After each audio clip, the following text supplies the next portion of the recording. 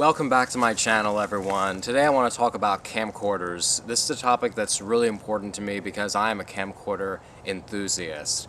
I love researching camcorders to compare models and read editorial reviews that were written about camcorders back in the day, like on cnet.com.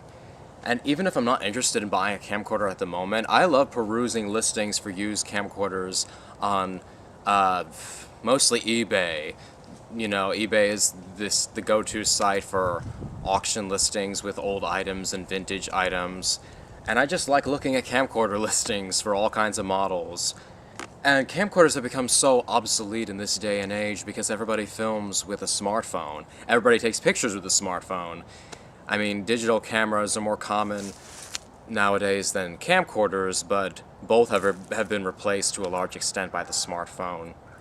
And I actually own two different camcorders. The one that I have in my hand is a Canon DC-40. It was made in 2006, and it records to mini DVDs. And it has quite a few buttons if you look at it closely. You have switches and buttons on the back here, on the top. You have some more buttons, and the zoom switch. You have this mode dial right here, which is very handy, and a joystick for navigating the menus.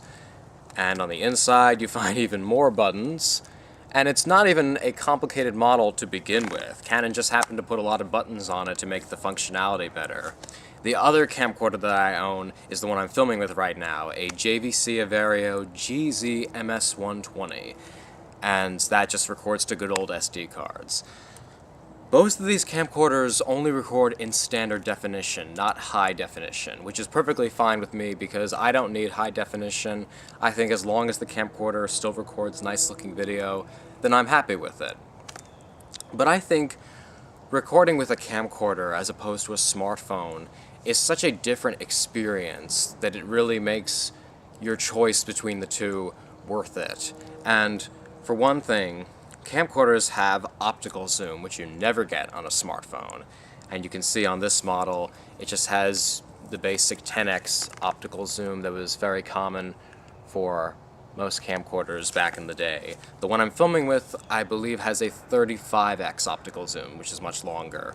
And you need a tripod if you're going to spend a while filming with a zoom like that so your video isn't a jittery mess. But anyway, optical zoom is not just for telephoto shots, because it's a big help when you want to avoid that distortion that comes on the edges of the frame of what you're recording.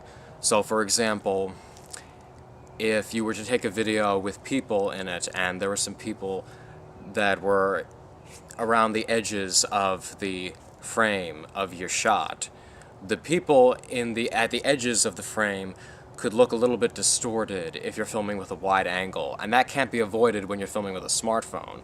But with an actual camcorder, all you have to do is zoom in slightly, which diminishes the wide angle, and the distortion is gone. So that's very helpful to have.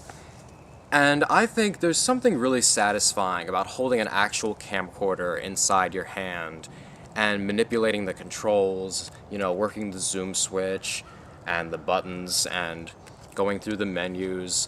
I think it's just a lot more satisfying than swiping through the touchscreen on a smartphone. It's a lot more effort to have to bring a camcorder with you when you go somewhere and you know you're going to want to take videos. I admit I'm still trying to train myself to get better at taking my camcorder to different places where I go, whether I'm hanging out with friends or I'm just going out to do something fun for the day. And it doesn't even have to be anything particularly special or exciting that I'm doing during the day. I think it's just important to get used to appreciating the little pleasures in life and the enjoyable things that we do, and part of that comes with capturing memories of them. And I want to do full reviews for both these camcorders that I own, so at some point I will be posting those to YouTube. But for now, the point I want to make is that if you're a serious videographer like I am, if you take videos for a hobby and you enjoy the process, it is definitely worth your time to invest in a camcorder that fits your needs and that will serve you well in terms of the functions and the video quality. And when you have to put more effort into a specific task, it really makes you appreciate that task more, and I think it makes you enjoy it more. And this is something I covered to a certain extent in my last video where I talked about why I use a flip phone instead of a smartphone. And when it comes to camcorders, you know, taking the time to actually bring it with you and to consciously take it out of unzip the bag, take out the camcorder, turn it on, and operate the physical controls. You know, you think about what you're recording and why you're recording it and how you're recording the video. And you can take the time to get to know the menus and adjust white balance and shutter speed and exposure and aperture.